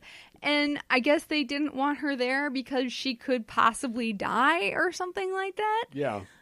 But it's like, you guys aren't invulnerable yourselves. And Calder in particular, your superpower is your brain. There's a great issue later where Calder has to face this guy. I think the Doom Patrol's just busy doing other stuff. And so he's got to face this guy by himself. And then we find out he's got this chair that's got all these devices. Okay. So he's it's got missiles and it's got a robot arm. Yeah. But as the guy, he's fighting this guy, it's like the Cliff story I told you about. They get taken out one by one. So basically he has to fall on the guy. He has to roll over the guy's feet or whatever to stop him. But yeah, there's a real sense of danger. I mean, they're going to get out of it every time, but you don't know how. And so that's an exciting aspect of it. I don't know where they got a giant scuba mask for Rita to wear. I don't know where they did either. That's the real story here. But yeah, it's one of the other things I like about Rita is that you can do this thing that if you had and I'm sure they'll do it in the show. CGI lets you have a giant lady. And we just accept stuff, and it's almost become boring, the way that we can just do whatever with effects. But in a comic, basically, you're just one half of the panel is you can just draw a woman, holding a torpedo or whatever. Right. And then in another panel, you could draw a bunch of people on a boat. But in this panel, it's both things. So you've got a woman who just looks, plain as day, like a normal woman doing something, and then people in a tiny little boat next to her, right? And it really emphasizes that it's so weird that she's doing this, right? The things that she's doing, right? Yeah, I think I really like Rita too, and she's super pissed when she finds out that Calder set her up for the movie thing, and then she goes and she saves them. Yeah. So And then she bakes him a cake. yeah. No, she doesn't. No. That's one of the things I really like about it. Yeah, what do you think about the way the team interacts? I like it. I mean, I think that they're pretty dependable upon each other. They try to work with each other and play to each other's strengths for the most part. That one issue where Calder is like telling them different stories about his background. Yeah. Yeah, that was great because I don't really know anything about the characters. So No. it starts off in like he basically the issue promises the secret origin of Miles Calder, which we don't get. No, we don't. We do get later on in this run. We do learn more about him and his connection to General Immortus. But yeah, and so he starts telling Rita his story, and he's like, "I'm an alien." Yes. She's like, "Whoa!" And he's like, "Yeah, I'm from another planet." Yep. But it turns out it's all, he realizes that, or actually he's trying to it's that thing where like if you think you have a leak in your organization, you spread misinformation and then whatever comes back, that was the leak. Right. And so it turns out somebody's bugged Rita without her knowing. And it's real aliens have bugged her, yeah. So later on, like they hear the guy on the news comes on and he's like, turns out that Dr. Calder is an alien. Right. And Cliff's like, well, you told me that you were trained by mountain ninjas. Right. And Larry's like, you said that you were like a science experiment or something like that. And he's like, oh, well, I guess Rita's the one. Right. Yeah. And then the aliens come and they want to let him in on their plan, supposedly, but then they because they're like, hey, game recognized game. Right. But then they double cross him, and he's like, "Oh, I knew they'd double cross me." Yeah, right. Yeah, that's really cool. I love the way that that their powers have all these strengths, but they also have weaknesses. And in the grand tradition of I always call it Claremont storytelling because he did it so well in the X-Men, but he didn't invent it; he just kind of perfected it. Mm-hmm. But the idea that the things they can do don't take over the story. Superman, Silver Age Superman, that's all this was. It would be, Lois's legs are crushed by a boulder, and so we have to spend 12 issues of her, inconveniencing Superman as he tries to save the world, but Lois is going to roll down a flight of stairs, so he's got to go back and catch her. And then finally he just goes, well, I can take care of this somehow. I will read all these surgical books at super speed. Now I am the greatest surgeon in the world. Right. And he fixes her legs and she's back to normal. And it's like, that's not good storytelling. But when Chris Claremont has okay, I've got 5 people. I've got a lady who can steal people's powers when she kisses them. I've got a guy made of metal. I've got a guy that shoots, solar radioactive rays or whatever. I've got a lady that has magnets. And they're up against a super fat guy that can't be moved, a lady that can look like anybody, a woman who can see the future, and a guy who can control Earth or something.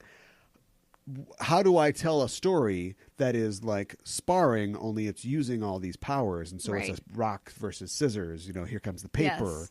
And yet at the same time, we'll all yell out things that, will forward the story or whatever. Right. And it's like they do that without them even really facing a lot of supervillains. As the story goes on, and I read 20 of these. I know you read the first 6, so I'm not sure what you saw and what you didn't. But they do get their own sort of rogues gallery. They go up against the Master Brain, who is a brain in a jar. And if you think that has anything to do with Cliff, we'll find out. All right. And Monsieur Mala, who is a genius-level gorilla. Okay, He's sure. just a gorilla with a 156 IQ. Okay. And then there's Madame Rouge, who is introduced as also an opposite side of... in the way that Rita is very different from females, or most females in comics at this time. It's just totally capable, and it's just one of the boys, so to speak. Madame Rouge is kind of the same thing. She starts off as this master thief, and then she basically hooks up with the Brain, and he gives her superpowers, and her superpowers are stretchy powers. So she can stretch like Mr. Fantastic. Okay. She can kind of grow. I'm not sure. She impersonates Rita at one point. Okay.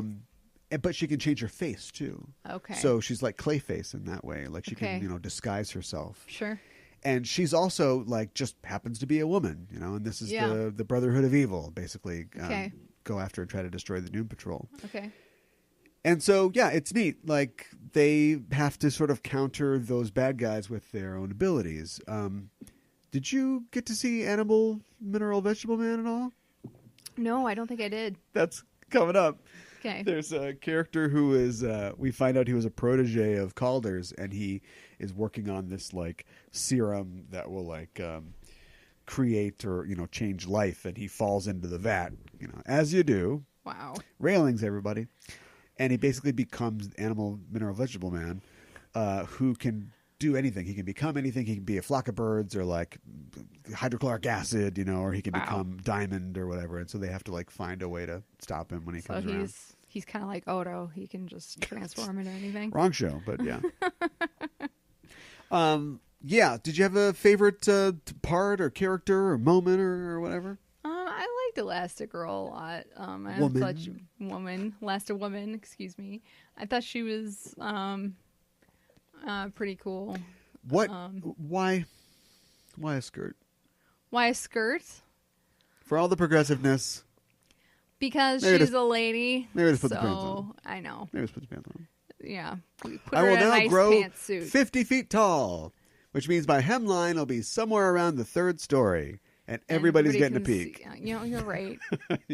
Yeah. They didn't think about that. That's the pants. Yeah. Or she could fight in like a battle dress. Ankle length. Like battle armor. How do her clothes grow? I guess anything that's on her when she's regular size will grow or shrink. Yeah. One of the Maybe things, that's how they got the scuba tank mask. Well, I guess they don't really say that explicitly, though. I don't think, because she doesn't like shrink anybody else. It's not like she can grab Larry and make him small. Now later, with the character, spoiler alert, does come back, not dead. We'll be able to do that later. Okay. Which just seems like a gimme. Like, yeah, was it Mark Waid added the Flash can make anybody else run fast too? Yeah. Which I guess if you got a Speed Force, all right, but if you're unique, you should be unique. Right. Like exactly. Superman doesn't make anybody else invulnerable. He's Superman. Right. So that's fine. But that said, I like how Drake keeps consistency to the character's powers, and as this goes on, they develop, but they develop in like ways that make sense and follow and don't overly change the dynamic. So like later on, Larry, we learn more about what Negative Man can and can't do, and he's able to like exploit, like he's made of radio waves. Right. How it picks up stuff, I don't know. Right. Doesn't matter. So he's able to do things like they go underground again, and they're all sealed in this thing, and like rock monsters are fighting the outside, and they can't get out. And so Negative Man figures out that he can go through the antenna. He can basically go in the radio and then broadcast himself out of the radio antenna of the thing. Okay. So now he's out, in this thing. But turns out that because they're deep below Earth, there's a lot of radioactive material, and that radiation interferes with his radio waves. So he has to come right back. Oh my gosh. And I love things like that because it's the opposite of, Superman just becomes a surgeon. Like right. Powers don't fix everything. Powers complicate things a lot of the time. Right. In that same situation, Rita learns that she can grow. They never make her a Mr. Fantastic. That's what I like about her. Yeah. She can't just stretch. Right. She learns that she can make parts of herself bigger or smaller. And so they need to get Cliff is out and fighting these creatures, and they need to get him back, and they don't know how they're going to do it. And Rita opens the door just a little bit because it's like 2,000 degrees out, right? And she's able to like just grow her like arm out, so her big arm comes out and like grabs Cliff and like brings him back. Okay, yeah, well, that's fun. It's like keep rules and a plausibility within your fantastical world, right? And people are going to like it a lot more. Yeah. Do you have a favorite character? Well, Rita. Rita? Yeah. Okay. I think my favorite moment or issue is I kind of liked the issue where they lose control of Negative Man. Yeah. I kind of liked that because it's like he's probably the most 60 seconds, but he can travel at the speed of light, and they play off that a lot. Yeah. And you can get a lot done in 60 seconds if you can move at the speed of light. Yes, you can. And you're invulnerable, and energy, you can pass through stuff, but you can also punch things too. I know. he could basically just solve all these problems. Like, oh no, General Lamar. Oh no, you broke his neck. Okay, we're done. Right. But I like the thing where it's like he starts taking off, and they're like, "Oh crap! What do we do? Yeah, how do we get him if he just back? flies out into space? Yeah, how do we get him back here in 60 seconds? Right. Like I like that time limit. You know, it's a good weakness. right. It's way better than Hour Man. Oh no, my potion's gonna run out in an hour. Well, don't you mean it's just gonna run out whenever we decide? Right. It's convenient for it to run out. Yeah. But this is like you see Negative Man leave, and we can fudge the time, but in a number of panels that you can count on your fingers and toes, he's going to have to come back. Right. And when he doesn't come back, it's a big problem. And then there are these petty crooks who are like, oh, well, this is a great idea. Yeah, let's just follow Negative Man around, and then we can like steal, like we can hold up banks and stuff like that. Yeah. And it's like, oh man. And then they have to stop those guys too. So yeah. Yeah. So it's got a lot of stuff. It's got a metal guy who often solves problems scientifically, even though he's not this quote unquote smart guy. Right. It's got a lady powerhouse, which is awesome. It's mysterious, leader. I mean, I guess that's pretty normal, but still something good to go from. I also like the fact that it isn't immediately like. even Stan Lee, and came from romance comics, but was guilty of this. Like, how do I tell Jean that I love her? Well, first of all, Baldy, you're her professor, so that seems weird. Right. There isn't really any of that, like with the chief. Like he's just the chief. Mm-hmm. I think Larry and Cliff are fond of Rita. And, if she wanted to go on a date, I think they'd say yes, but it's not like they spend the entire mission going like, no, I got to get in this girl's pants. No, or in this skirt. No. And in fact, there's even one issue where she goes out with some other guy. You read this one, right? I don't think I did. Oh, okay. Well, later on, they meet a guy named Mento who joins the team. Okay. He's the fresh maker. And he's like this...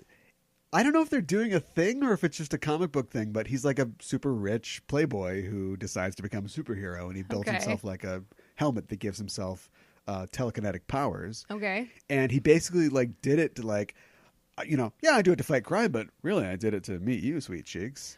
Whoa. And instead of, her, and I want to go on a date, and instead of her immediately being like, oh, let's go on a date, he's like, she's kind of like, ugh, this guy's gross.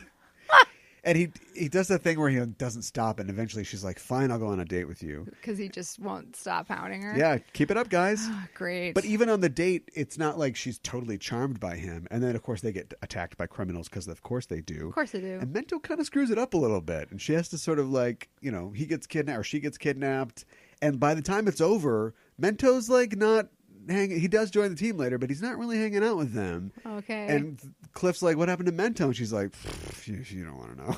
Like, it's just a real... Jean, I feel like Jean would go on for 6 issues about this guy, and like, but I like Scott. Oh, but Warren is so dreamy. Right. And Rita's like, done, over that, forget it. They're adults. Yeah, exactly. Less drama in some ways. Yeah. And they bicker because they're all forceful personalities, and so Larry will Larry's an asshole because he picks on Cliff a lot about not having a body, and Cliff's like, "What am I supposed to do? I don't have a body." You don't have to be an asshole about it. I know. But Cliff's mad because like I said, they're not really horn dogging it, but Larry could date Rita, but Cliff's like, would she even date me? Because I'm just a robot. Right. Yeah. Probably it's soap opera. Not. I know. It's the best parts of soap opera. Would you recommend this? Yeah, I would recommend it. I think it's a fun read. It's, you get some DC history, and you get to see what was going on in the Silver Age, and it's kind of X-Men-y, but it's its own thing for sure. And your options are limited because there's not a lot of Doom Patrol out there. That's true. And I think for the most part, all the Doom Patrol there is distinctive. This is my favorite, but it's very distinctive. Being X-Men-y, as you said, or woman-y. Right. The Grant Morrison stuff is the Grant Morrison stuff, and if you like Grant Morrison or not. Right. The John Byrne stuff is just kind of...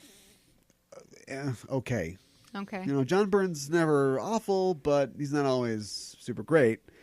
To the degree where when they brought them back, after that, they basically just said, yeah, the John Byrne stuff didn't happen. They just kind of retconned that out. Wow. And I haven't read the new stuff, but it's Young Animal, so right. you know whether you like Vertigo Light or not. Right, exactly. So, yeah. Speaking of which, we'll have to do Umbrella Academy pretty soon. Yeah, that would be good. So, yeah, if you're going to check this out, there is a trade out called Doom Patrol The Silver Age. They did, I think, a series of trades with Doom Patrol stuff. It's the first volume, and it covers, like, I don't know, the first, like, 20 or so. Mm-hmm. Maybe more. It's like 20-25 issues of Doom Patrol. Yeah, in the Silver Age with Haney doing the art, and Drake writing it. Yep. So it's pretty good. Yeah. Doom Patrol, as we've seen, will be on the Titans before they get their own show. Yes. I was immediately hugely dismayed by the short clip that I saw. I was too. They made a woman, like, her face was like all weird. Yeah. They don't do that in the comics. No, she doesn't at stretch. All. She's not stretchy. No. Now, so why like are you I said, doing I haven't that? read everything up till today in 2018, so I don't know what they do with her powers later, but, like, that's not a thing. No. And also, here's what I hate about it. We know that this is dark. I don't know if this is a different universe, but they've decided it's all dark. Yeah. So I guess if you're going dark, maybe you're staying true to your, show Bible or just your design idea. Right. But Doom Patrol's not dark. They're weird. Yeah. And they all are tragic in that great, 60s Spider-Man kind of way, like, if I could only, type thing. Right. But they're not victims. And, like, Rita's can't even eat, and she's clearly, like, ashamed of herself and stuff like that. Like, that's not Rita. No. At all. It was, like, really weird. Yeah. They do. I noticed they try to kind of split the difference by, they have the original 3 guys. Yeah. And of course, I think they're going to just sort of, because Beast Boy was introduced in, like, the very last, like, story of the original Doom Patrol. Yeah. But they're going to just, use that as their connection. Like, hey, Gar knows these guys that live in a weird mansion. Right. But it's like, yeah, they're just clearly decided spooky, ghost, spooky, guy that looks like Invisible Man. Right. That's just a side thing. That's not like that's not like a pillar of his characterization. No. They do give him the Claude Rains sunglasses in later incarnations of the character, and they've used that here. And then, of course, he's got the Grant Morrison body. Cliff does. Yeah. Because you couldn't just have a naked guy with a TV camera on his chest. I don't think they would have done that. No. Oh, and they're eating spaghetti with onion rings and gravy on it. Oh, they're so weird. They're the Doom Patrol. They're so weird. I know. It was weird, like, See Calder walking around, 2 legs. I know. Dumb. No. Just no. Real bad. Yeah. Now, this isn't their show. I hope their show is actually I don't know where they go good. with it. Yeah. But, yeah, not great. No. I think that as weird as they are, I like how normal they act. Yeah. Do you know what I mean? Yeah. It's all embodied in Cliff. Mm-hmm. He's just a total, or the Thing, if you want to go across the street. Right. It's a totally normal guy who likes ball games and stogies or whatever, right. and yet he's like this weird, strange automaton thing. Yeah. Later on, they do one of those. It's the kind of thing that you do or that you think about if your characters have been going for a year or so. Calder like shows Cliff his schematic because I don't think Cliff even knows like all the things in his body, and so the artist was like, I guess we should like say what Cliff can do. So you see like a X-ray cutaway of all the things that Cliff has in his body and like devices and stuff like that. And, like that's the kind of like thing that's cool. And Cliff is just like, all right, great. Not like, oh, so strange that I have photovoltaic sensors instead of eyes. Right. Cliff's just like, all right, fine. It's all going to melt off next issue anyway. Mm-hmm. Yeah, and Calder will have to replace it. Yeah. Just like how kind of cool they become with how weird they are. Yeah. Not like, oh, I can't eat spaghetti and onion rings. I know, right? You know what it reminded me of? What? Nothing But Trouble. What's Nothing But Trouble? It's a Dan Aykroyd movie where a guy with a penis for a nose has a hot dog train. Now, I want a hot dog train. Don't get me wrong. But clearly they went, quirky. What do we got? Quirky. What's quirky? He likes hot dogs. Oh, maybe a train brings the mustard in. And then he right? Okay. It's just like there's sweat all over everything. Oh. And when we open in that little scene we see, and it's like, we got hamburgers. We got corn on the cob. Yeah. We got all this stuff. I know. And it's like, Rita's the only one that eats. Right? Does Larry eat? I don't know that he does. They showed him like sipping He's a tea. glowing skeleton. Yeah, I know. Does he have to eat? I know. So what is all this food for? It's quirky. It's Yeah, quirky. I know. Doom Patrol, not quirky. No. We can do quirky. Yeah. Who's quirky? X Factor's quirky. Well, I mean, the Titans are kind of quirky. No, the Titans are just Just walking pounding it? sex hormones. Okay. They just want to pound it out. All right. Right? Wow. Am I going to jail? Is that what's happening? I'm trying to think of who's quirky. Pushing Daisies is quirky. Well, he's a superhero. Yeah. Pushing Daisies is quirky. Ms. Marvel's quirky. Yeah. Okay. Yeah, I would see that. Yeah. Yeah. Doom Patrol's not quirky. No. They're just trying to do their jobs. Yeah. They're adults. They're They have just jobs. trying to live their lives. Yes. Yeah. Not eat ice cream and corn on the cob at the same time. Yeah. All right. So anyway, we totally recommend this. Yes. And you should absolutely check that out. And I'll leave a link to order the trade paperback. It's pretty cheap. Yeah. So yeah, you can check that out on Amazon and check it out. Doom Patrol. Which of their powers would you want? I don't think I'd want Larry's power because it just would leave you vulnerable for 60 seconds at a time. I don't know. Being metal might be okay. I think I probably would like Rita's powers the most. Yeah. With pants, but but yeah, I mean, I think getting really big or really small could be kind of interesting. Seeing the world from a different perspective, and being able to control that. I mean, I think she has a pretty good handle on it. Yeah, until she eats spaghetti. Yeah, ugh, with gravy. I know, and onion rings.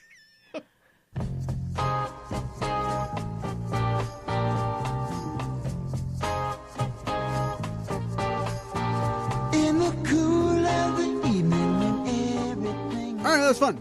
Yeah. I'm glad we did that. Me too. I got more of those issues if you want to read them. Okay. Keep going. We'll be talking about something else next week. Not quite sure what it is just yet, but if you want to know ahead of time, and if we want to actually do it, we can tweet it out on our Twitter and our Facebook at Just Enough Trope on both of those. Mm-hmm. Being more active on Twitter recently. Getting out there. Yeah. It's difficult. Yeah. Managing brands. Yeah. And you come up with a tweet and you're like, is this a... Which brand? Which should person this is this? go out Which on? mask do I have on? Oh, boy. Which member of the Doom Patrol am I?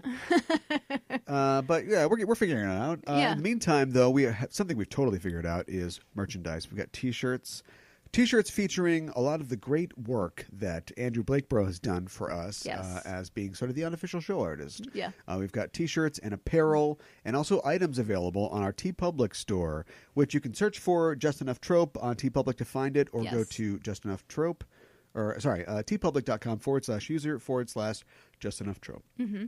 Just put up T-shirts featuring all of the posters that we've used for Convergence in the past. Yes. Some great stuff there. So check all of that out, won't you? Also, follow us on the old iTunes, the old Apple Podcasts, the old Google Podcasts, and the other places. Subscribe to the show there. It's the best way to find the show. It comes right to you as soon as it's ready. No nonsense. And give us a review while you're there. We'd appreciate it because we want to hear how you think we're doing and the kind of things that you want us to cover next. And also give us a rating. This is probably the most important part because when you give us a high rating, we move up in the ranks and we get more exposed to people. I was browsing iTunes the other day and I have no idea how any of it works. I know that this is probably some payola, some podola changing hands at some point, right? Right. To keep things up on that list. Part of the banner art. Like when you come in, it's not just a square. It's like, oh my God, Mark Maron is looking right at me. Right. That's how that works. But there's always categories that are like, here's what's hot. This was downloaded. This is hot. This is moving up fast. And so we want to be there, and we need your reviews to make that happen. So spare a moment and go review us. And, of course, as always, if you like the show, tell a friend. And to that end, I say give us 5 origin stories that are lies. Complete lies. We had mutant waste put on us in a sewer. Bring back that Mountain Ninjas one. I like that. Yeah. We came from the center of the earth. Yes. We came from another dimension and killed the one of us that was here already and replaced them. And we were a Wolverine that was turned into a human. If you want any of those origin stories, we'll do that one. And then, like, they're not really even like all that mad. No, that you think he they get real lied? mad that he lied? Yeah. But they're just kind of like, yeah, he is a mystery. Guess we'll never know. I know. Guess we'll never know. What do we do next, boss? Right. Got a bomb for us to fly somewhere? Exactly. Yeah, they have to all be a little bit... later incarnations sort of get into like, is he manipulating these people? Kind of seems like he is. Right. Where's the doom inherent in this? That'll come later. We don't want any doom, so just give us 5 stars. We'd appreciate that. Like I said, we'll be back next week talking about something else. And until then, we're signing off. I'm your host, Caliban. I'm your co-host, Mikan Hana. Keep the geek fires burning. All right, I said,